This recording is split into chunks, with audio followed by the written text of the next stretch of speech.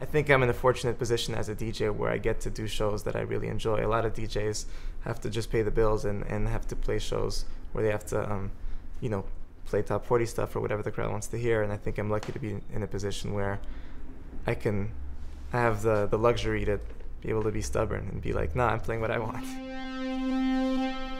I am on a 24-hour champagne diet, spilling while I'm sipping. I encourage you to try it. I'm probably just saying that because I don't have to buy it. I come to shows with sort of a almost like a mission statement. Like what I'm about to play is music that I'm really getting behind, and this is stuff that you might not hear every night, but it's really important to me.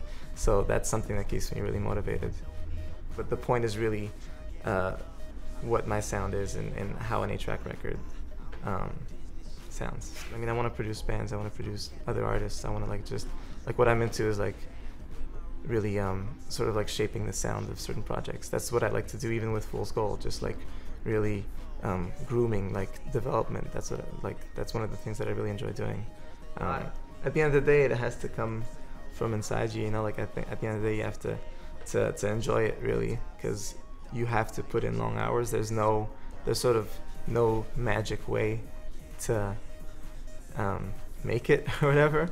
I think the best advice that I can give is to try to like tap into what's unique about yourself in your personality or in your sound or in your character, and to let that translate in your music, because I think at this point in time there's so much saturation, there's just like so much information out there for the listeners and the audiences, that the stuff that stands out the most is sort of like the weird records or DJs or sets or whatever. Anything that has character is what grabs people, and I think to me character is just tied to your personality. So you know, rather than really trying to copy the next man, try to find what sounds like you, and then who knows, maybe, you know, like maybe you'll have a track that all the DJs are playing after just a few months of producing. It happens. Like, man, I tripped out when I met Sonic C. The kid is like 17 years old. He's been producing for like less than a year, and he's got a song that like me and the Crookers and Laid Back Luke championed all year.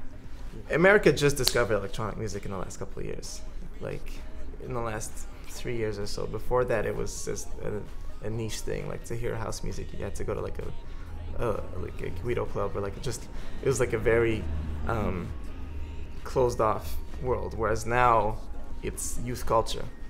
The sound of like American clubbing is now this like really polished, big sounding electro pop. I mean, I did a show with David Guetta in front of like 3,000 raver kids, and I don't even know if they know who Guetta is, like what his history is and where he comes from, but all they know is they like the Akon song, and he walks on stage and the whole crowd is chanting his name.